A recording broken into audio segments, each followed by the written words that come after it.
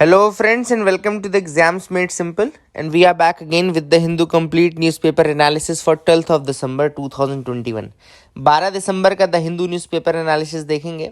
शुरू करने से पहले आप लोग से रिक्वेस्ट रहेगी कि please do like the video, क्योंकि वीडियो आपको पसंद आएगा ही और बाद में आप भूल जाते हैं अगर मैं नहीं बोलता हूँ तो please do like the video and do share it among your friends. Start करते हैं सबसे पहले आज के सवालों के साथ, जिनके जवाब आपको देने हैं। पहला सवाल है, with reference to trans fat consider the following statements. अब ट्रांस फैट्स के रिगार्डिंग कुछ स्टेटमेंट्स हैं, आपको बताना है कौन से सही हैं। पहला स्टेटमेंट कह रहा है, these are unsaturated type of fats produced only through the artificial way. Second statement है, India aimed to eliminate trans fat in foods by 2022।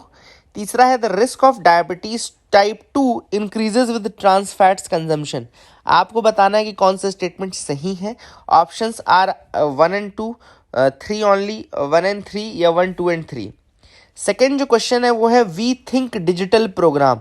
We think digital programme was launched by which of the following organisations. इनमें से कौन सी organisation है जिसने कि we think digital नाम का programme launch किया है। Options are, first is Google, second is ministry of electronics and information technology, third is Facebook and fourth is ministry of women and child development. ठीक है ना, तो ये answer this also we think digital programme. ठीक है, तीसरा जो सवाल है वो है, with reference to directorate of revenue intelligence consider the following statements. Directorate of revenue intelligence के रिगार्डिंग स्टेटमेंट्स हैं, आपको बताना है कौन सा स्टेटमेंट सही है। पहला स्टेटमेंट कह रहा है, it has been designated as the lead agency for anti smuggling national coordination centre. दूसरा है, it works under the ministry of home affairs. तीसरा है, operation clean art was conducted by DRI। आपको बताना है कि इनमें से कौन से स्टेटमेंट सही है। 1 ओनली, 2 and 3 ओनली, 3 ओनली या 1 and 2 ओनली। तो these are the questions for today. तो ये 3 सवाल थे जिनके आंसर्स आप अटेम्प्ट ज़रूर करिए। अगर बनता है, नहीं बनता है, कोई भी कंडीशन हो, आप अटेम्प्ट करिए। वैसे आपसे बन जाना चाहिए एटलीस्ट एक क्वेश्चन तो आपसे बनना चाहिए, एटलीस्ट 1 क्वेश्चन आपसे बनना चाहिए, है ना। तो लेट्स सी कि आप लोगों में से कितने लोग कर पाते हैं। ट्रांस फैट वाला सवाल जो था वो मैंने ऑलरेडी आपको पढ़ाया हुआ है, मैं आपको आंसर बता देता हूँ। देखो, स्टेटमेंट 1 जो है ट्रांस फैट में वो गलत है। क्यों? क्योंकि इसमें लिखा है कि देखो, मैंने कल आपको बताया था कि ट्रांस फैट वो जो होते हैं वो नेचुरल और आर्टिफिशियल दोनों तरीके से बनाए जा सकते हैं। यहाँ पे लिखा है क्या? यहाँ पे लिखा है कि केवल ये आपका आर्टिफिशियल तरीके से बनाए जाते हैं, तो ये स्टेटमेंट गलत हो गया। तो पहला गलत हो गया। फिर दूसरा है कि India aims to eliminate trans fat in 2022। अब कल अगर आपको याद हो तो मैंने आपको कहीं ऐसा नहीं बताया था कि इंडिया ने 2022 में एलिमिनेट करने का प्लान किया है। WHO ने 2023 तक का प्लान किया है। WHO कहता है कि 2023 तक इसको एलिमिनेट कर देंगे। कुछ कंट्रीज हैं वो भी चाहती हैं, जो वेस्टर्न कंट्रीज हैं वो 2022 तक कर सकती हैं, अदरवाइज 2023 तक मोस्ट प्रोबेबली करेंगे। लेकिन इंडिया का ऐसा कोई फिक्स टारगेट नहीं है एलिमिनेशन का भी, याद रखिएगा। India has not plan to eliminate. मैं आपको बताऊंगा इंडिया ने क्या प्लान किया है, नीचे अभी इसका एक्सप्लेनेशन मैं आपको दे देता हूं। देखो, इंडिया में FSSAI है, एक बॉडी है, ठीक है। इंडिया में देयर इज FSSAI। उसने ये कहा है कि ट्रांस फैटी एसिड जो है उनको 2% मैक्सिमम लिमिट तक कर दिया जाएगा बाय जनवरी 2022। तो जनवरी 2022 तक इसको वो कर दिया जाएगा 2% मैक्सिमम लिमिट तक इसको कर दिया जाएगा। लेकिन एलिमिनेट करने का ऐसा कुछ नहीं कहा है, याद रखिएगा। This is the thing which I wanted to tell you. ये पूरा एक क्वेश्चन ही काफ़ी इंपॉर्टेंट है और इसको याद रखिएगा, है ना। तीसरा स्टेटमेंट जरूर सही है, तो इसका आंसर रहेगा 3 ओनली। तो ये आपका हो गया वी थिंक डिजिटल प्रोग्राम। अभी एक एक्चुअली कल की ही न्यूज़ है, मैं आपको बताऊंगा आज ये न्यूज़ में। ये फेसबुक के साथ किया जा रहा प्रोग्राम है, याद रखिएगा। वी थिंक डिजिटल प्रोग्राम जो है वो फेसबुक के साथ है और नेशनल कमीशन ऑफ वुमेन जो है वो भी इन्वॉल्व है इसमें। तो मैं आगे आपको न्यूज़ बताऊंगा कि क्या है, कैसे है ये, लेकिन इसको याद रखिएगा। That is the thing which is important, we think digital programme, ठीक है ना, फेसबुक।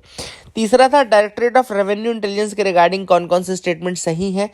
तो देखो, इसमें जो दूसरा स्टेटमेंट है, दूसरा स्टेटमेंट बिल्कुल गलत है, क्योंकि ये सेंट्रल बोर्ड ऑफ उसके अंदर आता है, एक्साइज एंड कस्टम्स के अंदर आता है ना, इंडायरेक्ट टैक्सेस एंड कस्टम्स के अंदर आता है। Central board of indirect taxes and customs के अंदर आता है, जो कि मिनिस्ट्री ऑफ फिनेंस के अंतर्गत है। तो इसका मतलब है कि मिनिस्ट्री ऑफ होम अफेयर्स वाला स्टेटमेंट गलत है। अब उसमें एक स्टेटमेंट दिया है तीसरा की ऑपरेशन क्लीन आर्ट जो है वो इसके अंतर्गत शुरू किया गया था।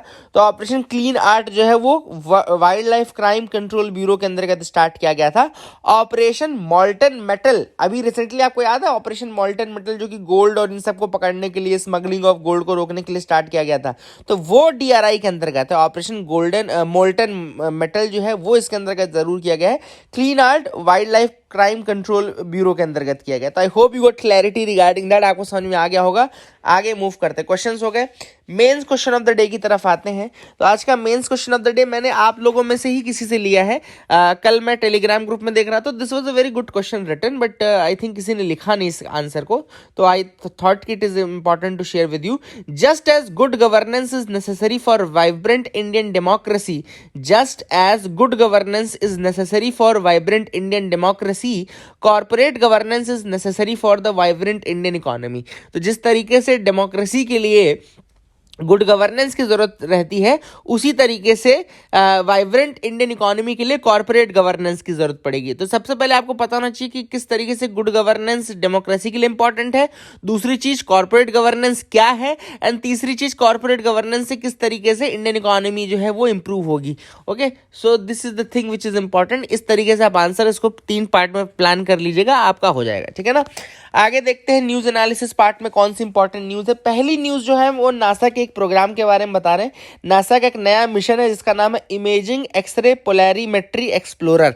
याद रखिएगा, नासा का एक मिशन है जिसका नाम क्या है, imaging x ray polarimetry explorer, IXPE, ठीक है ना। तो that is the programme, and ये मिशन जो है लॉन्च किया जाएगा स्पेस एक्स के फैल्कन उसमें, ठीक है, स्पेस एक्स के फैल्कन उससे लॉन्च किया जाएगा। ये that is the thing which is you have to remember, Falcon 9, SpaceX का फैल्कन 9 रॉकेट आप याद रखिएगा।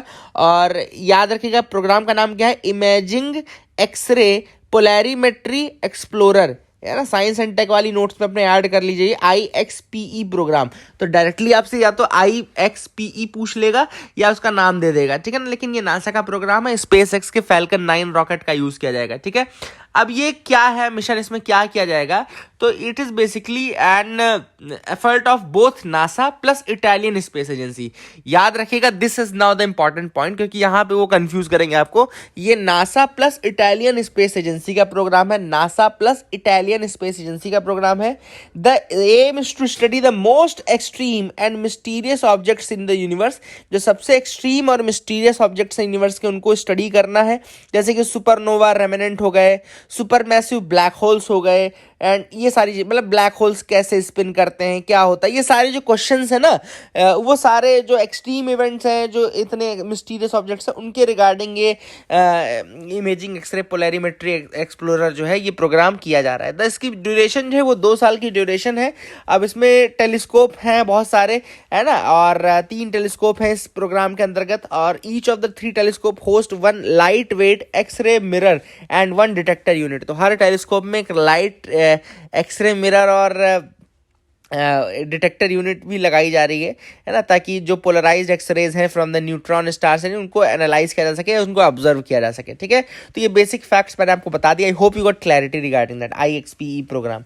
दूसरा मैंने आपको कहा वी थिंक डिजिटल प्रोग्राम के बारे में बता दूं, तो वी थिंक डिजिटल प्रोग्राम जो है वो इन कोलैबोरेशन है national commission for women, the Facebook and cyber peace foundation. 3 चीजों का आपका नाम याद रखना पड़ेगा, नेशनल कमीशन फॉर वुमेन याद रखिएगा, फेसबुक याद रखेगा, एंड साइबर पीस फाउंडेशन याद रखेगा, ठीक है ना। National commission for women, Facebook and cyber peace foundation याद रखेगा। अब ये बेसिकली क्या है, ये किस तरीके से हेल्प करेंगे, it aims to help women in distress on issues related to online safety like cyberbullying, cyber stalking, financial fraud etc. तो women's की मदद की जाएगी regarding various impacts of cyberbullying, cyber stalking, cyber fraud, इन सबसे उनको train किया जाएगा, उनको थोड़ा लिटरेसी प्रोवाइड की जाएगी, एक तरीके से डिजिटल लिटरेसी भी आप बोल सकते हैं, डिजिटल लिटरेसी का भी प्रोग्राम है। It will act as a source of information and support for the online presence है, ठीक है ना। तो महिलाएं जैसे वुमेन और गर्ल्स जिस तरीके से इंटरनेट चलाती हैं तो उनको बहुत सारे खतरे रहते हैं। कई बार जैसे उनकी फ़ोटोज़ को लेकर के उनकी फ़ोटोज़ का मिसयूज़ किया जा सकता है ना। उनको कई बार साइबर बुली किया जाता है, साइबर उनके साथ कई बार स्टॉकिंग होती है, और कई बार आपने देखोगे कि अनसेंड मैसेज लोग भेजते रहते हैं उनको, ठीक है ना। तो कई चीज़ें ऐसी होती हैं जिनसे कि उनको नॉलेज होना चाहिए कि कहाँ पे वो जाके कंप्लेंट कर सकती हैं, कहाँ पे किस तरीके से उसमें आगे प्रोसीड कर सकती हैं। तो ये सारी चीज़ें जो है Facebook national commission for women उनके माध्यम से वी थिंक डिजिटल प्रोग्राम के अंतर्गत किया जाएगा, ठीक है ना। They it will be acting as a source of information for the girls, womens etcetera, ठीक है। अगली जो न्यूज़ है वो है ग्लोबल मीथेन इनिशिएटिव। अब इसको कंफ्यूज मत करना, अभी रिसेंटली ग्लोबल मीथेन प्लेज आया था न्यूज़ में, ठीक है ना। तो उससे कंफ्यूज मत कर देना, क्योंकि ग्लोबल मीथेन प्लेज में इंडिया पार्टिसिपेट नहीं कर रहा, उसको इंडिया ने साइन नहीं किया है ग्लोबल मीथेन प्लेज को। ग्लोबल मीथेन इनिशिएटिव लेकिन जो है वो पब्लिक प्राइवेट इनिशिएटिव है जो कि 2004 में लॉन्च हुआ था, ठीक है ना। ग्लोबल मीथेन इनिशिएटिव जो है वो एक पब्लिक प्राइवेट इनिशिएटिव है जो कि 2004 में इनिशिएट हुआ था, और इसका एम है to achieve global reduction in anthropogenic methane emission, ठीक है ना। इसमें क्लियर कट लिखा हुआ है कि ये एंथ्रोपोजेनिक मीथेन एमिशन को कम करना चाहता है। एंथ्रोपोजेनिक मतलब कि जो ह्यूमन बीइंग्स, ये मैन मेड वाला जो एमिशन होता है ना, उसको कम करना, ठीक है ना। नेचुरल वाला नहीं, मैन मेड वाला, ठीक है। अब जैसे कुछ खेत हैं, कुछ खेतों से अपने आप, अगर जब आपने राइस वाइस का सुना होगा कि उन खेतों से अपने आप मीथेन एमिट होता है, ठीक है ना। गाय का आपने सुना होगा कि अपने आप वो मीथेन एमिट करती है। तो ये सब तो अब नेचुरल सोर्सेज हो गए, है ना। अब आप गाय से किस तरीके मीथेन कम करोगे, मतलब वो आपके हाथ में नहीं है। बट जो मैनमेड सोर्सेज हैं मीथेन के, कहीं आपने एग्जॉस्ट से हो रहा है, कहीं किसी इंडस्ट्री से हो रहा है, किसी समझ लो सीवेज टैंक से हो रहा है, तो ये सब कुछ चीज़ें हम अपने से प्रिवेंट कर सकते हैं, तो वो हमारे हाथ में है, उनको कम करना है। बेसिकली ग्लोबल मीथेन इनिशिएटिव 2004 में पब्लिक प्राइवेट इनिशिएटिव के रूप में स्टार्ट किया गया था, और इसका एम है, क्लियर कट बता दूं, एंथ्रोपोजेनिक रिडक्शन, ठीक है ना। और अभी जो ग्लोबल मीथेन प्लेज ली गई है ना, ग्लोबल मीथेन प्लेज अभी जो 2021 में COP26 में ली गई है, तो उसमें यह बोला है कि 2030 तक हम 30% वो कर देंगे, रिड्यूस कर देंगे, ठीक है ना, 30% रिडक्शन कर देंगे। तो ऐसे के ब्लैंकेट जो टारगेट्स हैं उनको साइन नहीं किया है हमारी गवर्नमेंट ने, उनको साइन नहीं किया है। तो आपको ये भी याद रखना, this is the thing which you have to remember as well, ठीक है ना।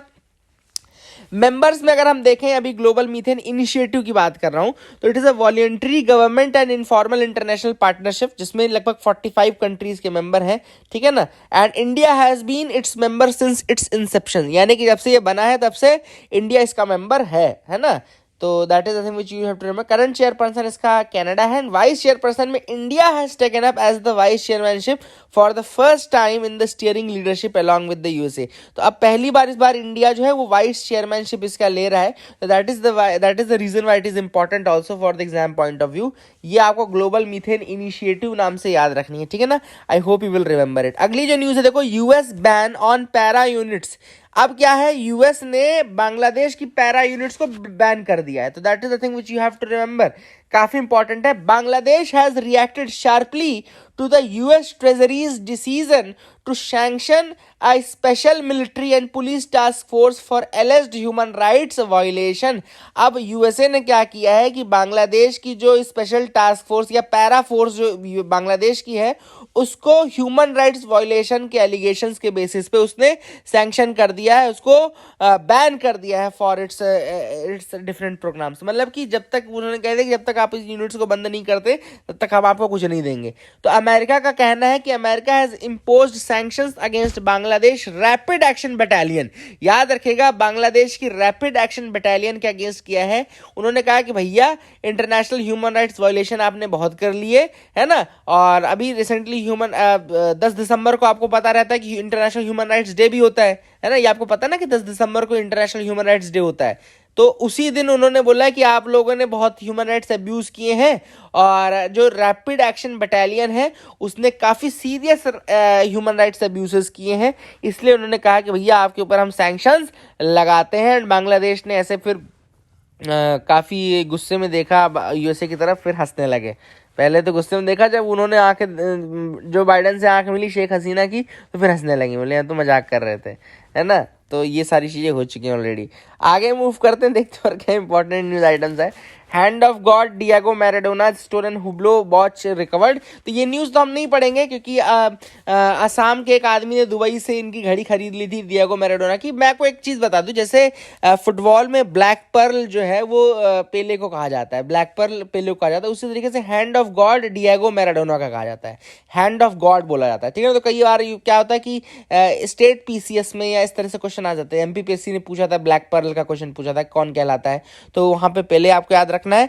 और हैंड ऑफ गॉड अगर कभी पूछ ले, हैंड ऑफ गॉड अगर कभी पूछ ले तो वो आपको याद रखना कि डिएगो मैराडोना को कहा जाता है। क्योंकि एक्चुअली में वर्ल्ड कप का फाइनल जब था, जिस साल अर्जेंटीना वर्ल्ड कप फाइनल जीती थी, मैं आपको रीजन बता दूं, वर्ल्ड कप फाइनल में जो गोल गया था डिएगो मैराडोना का, वो डिएगो मैराडोना के हाथ से गया था, ना कि पैर से गया था। उन्होंने हाथ मार दिया था और वो गोल चला गया था, बट चूंकि उस समय टेक्नोलॉजी इतनी ज़्यादा नहीं थी कि जो उसको रिव्यू कर सके, तो उनके हाथ से जो गोल था वो अलाउ कर दिया गया था, रेफरी ने नहीं देख पाए थे, and that is the reason why he is known as the hand of God. उनको हैंड ऑफ गॉड कहा जाता है क्योंकि इस चीज़ से उन्होंने वर्ल्ड कप जीत लिया ना, काफी बड़ा एक इवेंट होता है। तो that is the thing which is important. I hope you got clarity regarding that as well. आगे मूव करते हैं, देखते हैं और क्या इंपॉर्टेंट न्यूज आइटम्स है जिनके बारे में डिस्कस करना है। You can move ahead with me, आप मेरे साथ यहाँ पे मूव कर सकते हो। देखते हैं और क्या इंपॉर्टेंट है यहाँ पे। Men in India take 82% of the labour income says report. अब लेबर के फील्ड में जो फीमेल लेबर फोर्स पार्टिसिपेशन और लेबर ये सब हम बात करते हैं ना, उसकी रिपोर्ट जो वर्ल्ड इनइक्वालिटी रिपोर्ट आई थी अभी, वर्ल्ड इनइक्वालिटी रिपोर्ट जो कि वर्ल्ड इनइक्वालिटी लैब ने निकाली थी, तो उसमें ये पता चला है कि जो मेन है they are taking 82% of the labour income and remaining 18% goes to the women, ठीक है ना। तो men in India they capture 82% of the labour income while women earn just 18% according to the first ever estimates of the gender inequality in global earnings presented by the World Inequality Report 2022। तो मैंने आपको already बताया था world inequality report के बारे में, याद है ना। वर्ल्ड इनइक्वालिटी रिपोर्ट के बारे में मैंने आपको बताया था जब मैंने कहा था कि वर्ल्ड इनइक्वालिटी लैब इसको निकालती है, ठीक है। तो अब ये रिपोर्ट में ही इसने बताया कि 82% जो इनकम है लेबर की वो तो मेल ले रहे हैं 82%, और 18% कौन ले रहा है, वो फीमेल ले रही है। तो ये भी इनइक्वालिटी का ही एक बहुत बड़ा परिचायक है जो बताता है कि लेबर फोर्स पे कितना बड़ा इनइक्वालिटी गैप है। भाई जो चीज 50-50 होनी चाहिए, चलो 60-40 हो जाती, चलो 70-30 हो जाती, लेकिन वो 82 और 18 चल रही है, तो समझ सकते हो कि कितनी ज्यादा इनइक्वालिटी है, ठीक है ना। तो female share of this total labour force income is the national aggregate labour income earned by women relative to the total aggregate of labour income within the country. तो मतलब फीमेल का share 18% है total के comparison में, ठीक है ना। तो अगर 100 रुपए टोटल लेबर इनकम बन रही है तो उनमें से 82 रुपए तो मेल के पास जा रहे हैं और 18 रुपए उसमें फीमेल के पास जा रहे हैं। तो this is the share, this is how it is happening, ठीक है ना। यहाँ पे देखो लिखा है कि report finds that the share is below 50%। Obviously बात है, शेयर तो बिलो 50% 18% ही है basically. And report is covering 180 countries और female labour income in India is 18.3% only, which is lower than the average for Asia. Asia का जो average है women की लेबर इनकम में वो 27% है, लेकिन इंडिया का 18% है। मतलब इंडिया की जो फीमेल लेबर इनकम है that is less than the Asian average, Asia के एवरेज से कम हमारे इंडिया में इनकम मिल रही है। सो that is a point that calls for thinking, calls for actions, है ना। ये तो बिल्कुल it calls for actions. China में वहीं हम देखें तो 33.4% है, श्रीलंका में 23.3% है, नेपाल में 23.3% है, इंडिया में 18.3 है, भूटान में 17.5 है, बांग्लादेश में 16.9 है, पाकिस्तान में तो और बुरी हालत है 7.4, और अफगानिस्तान में तो बिल्कुल माशाल्लाह 4.2 चल रहा है काम, ठीक है। तो आप देख सकते हैं this is how it is happening. अगली जो न्यूज़ है वो है regarding the wild life crime control bureau के बारे में। Wild life crime control bureau news में था तो मैं आपको उसके बारे में बता दूं। कुछ ऑपरेशंस हैं जो कि लिखे हुए हैं। तो wild life crime control bureau का एक 2016 का बहुत फेमस ऑपरेशन है सेव कुरमा। सेव कुरमा जो ऑपरेशन है दैट वाज रिगार्डिंग द टॉर्टोराइजेस, ठीक है, इलीगल जो ट्रेड होती है टर्टल्स एंड टॉर्टोराइजेस में, उसको रोकने के लिए ऑपरेशन सेव कुरमा जो था वो किया गया था, ठीक है ना। ऑपरेशन सेव कुरमा 2016 में wild life crime and control bureau द्वारा किया गया था कि जो इलीगल ट्रेड होती है टर्टल्स एंड टॉर्टोराइजेस की ना, उसको बेसिकली रोकने के लिए ये किया गया था, ठीक है ना। फिर दूसरा जो ऑपरेशन न्यूज में था वो था ऑपरेशन टर्टल शील्ड 1, ठीक है। ऑपरेशन टर्टल शील्ड 1 पहला था, फिर ऑपरेशन टर्टल शील्ड 2 भी दूसरा एक था। Which was again there to tackle the illegal trade of live turtles, ठीक है ना। तो illegal trade of live turtles को रोकने के लिए बेसिकली ये कहा गया था, ठीक है। तो I hope you will remember that as well. अगली जो एक और ऑपरेशन न्यूज में लिख लो सब, इन्वायरमेंट वाले पार्ट में लिख लो, एक जो है operation soft gold. Operation soft gold जो था ये लिया गया था 2018 से 2019 तक to tackle the illegal trade in shahtoosh shawls. तो शहतूश के जो मैं तो बोल ही नहीं पा रहा इसको, क्योंकि क्या होता है कि जब ये अनुप्रास अलंकार बहुत ज़्यादा आता है ना तो वो नहीं निकलते मेरे मुंह से। तो शहतूश शॉल्स जो थे दे आर मेड फ्रॉम चिरू वूल से बनते हैं। तो इनको रोकने के लिए, इनका इलीगल ट्रेड रोकने के लिए ऑपरेशन सॉफ्ट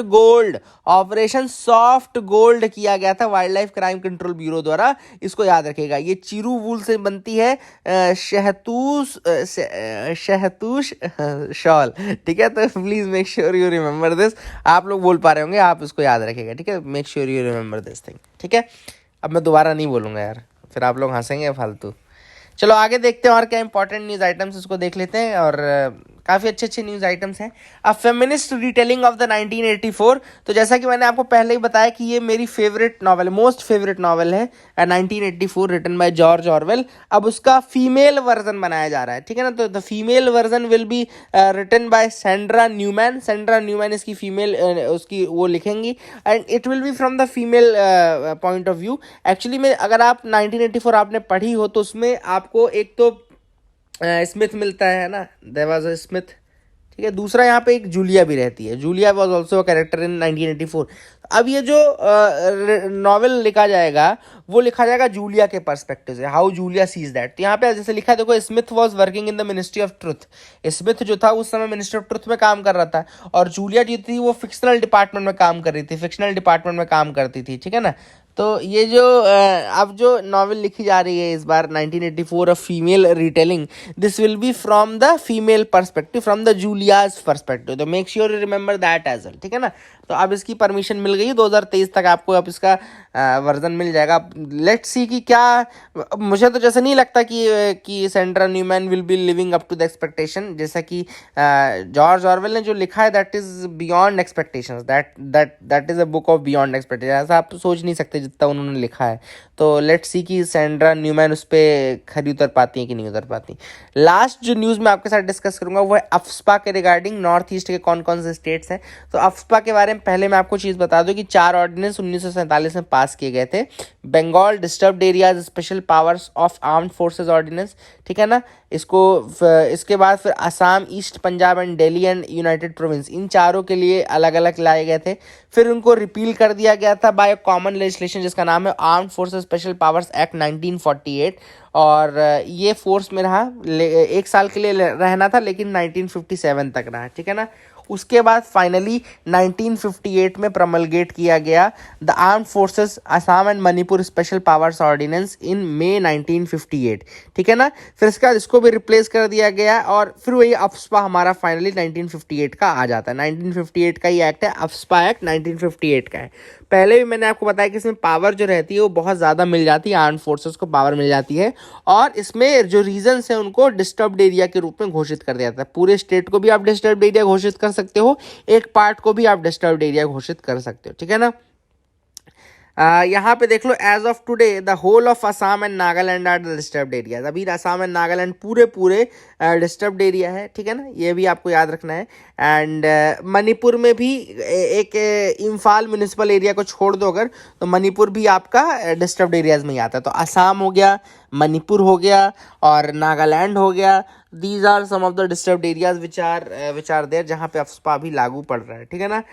इसके अलावा अरुणाचल प्रदेश भी है। अरुणाचल प्रदेश में भी डिस्टर्ब्ड एरियाज़ हैं, जिसमें कि आपका जो डिस्ट्रिक्ट है तिराप का, चांगलांग का, लॉन्गडिंग का, दीज आर द एरियाज जो कि वहाँ पे डिस्टर्ब्ड एरियाज की कैटेगरी में आते हैं। तो इनको भी आप याद रख सकते हैं। त्रिपुरा से 2015 में रिवोक कर लिया गया है अफ्स्पा पूरी तरीके से हटा दिया गया है त्रिपुरा में। इसके अलावा मेघालय ने भी इसको हटा दिया है, Meghalaya has also removed this and that thing, है ना। तो ये आपको याद रखना है। जम्मू कश्मीर में अफ्स्पा दूसरे तरीके से आया था, Jammu Kashmir armed forces special powers act 1990, उसमें अलग था। नॉर्थ ईस्ट वाला वहाँ पे नहीं लगता। Jammu Kashmir armed forces special powers act 1990 अलग से एक एक्ट आया था, जिसके जिसके थ्रू जम्मू कश्मीर में लगता है। तो यहाँ पे भी यूपीएससी आपको कंफ्यूज कर सकता है, तो कहीं कंफ्यूज मत होना, जितना ज़्यादा आपको पता होगा उतना कम आप कंफ्यूज होंगे।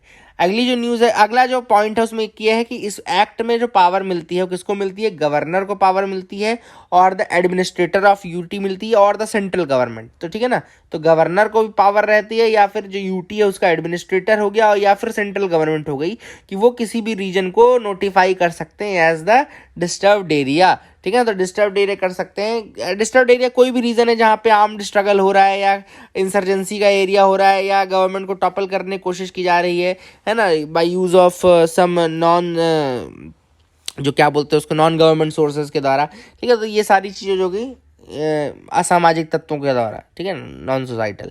तो ये आपको याद रखना है, ऐसे में डिस्टर्ब्ड एरियाज वहाँ पे घोषित किया जा सकता है। यहाँ पे जो पावर्स रहती है बहुत ज़्यादा रहती हैं वहाँ पे, मतलब कि आपको वार्निंग दे करके आपको गोली चलाने तक की पावर है। वार्निंग लेकिन 3 बार अनाउंस करना ज़रूरी है गोली चलाने से पहले, ऐसे आप गोली नहीं चला सकते, फोर्स यूज़ कर सकते हो। The act allows arrest and search of any premises without a warrant, बिना वारंट के आप अरेस्ट कर सकते हैं, बिना वारंट के आप किसी भी प्रीमाइस की तलाशी ले सकते हैं, ये सारी पावर आपको मिल जाती है। ठीक है ना, that is the thing which is very very important. काफ़ी मतलब बहुत ज़्यादा वाइड स्प्रेड पावर है अगर आप ये भी देखे थे। And no person can be prosecuted, यहाँ पे आपको अगर किसी व्यक्ति के खिलाफ आपको एक्शन लेना है तो वो भी सेंट्रल गवर्नमेंट की परमिशन के बाद ही आप ले सकते हैं। ऐसा नहीं कि किसी व्यक्ति ने अगर अफ्स्पा के अंतर्गत काम किया तो आप उसके डायरेक्टली उसके अगेंस्ट ले सकते हो, वो भी आपको सेंट्रल गवर्नमेंट से परमिशन लेनी पड़ेगी। तो make sure you remember this as well.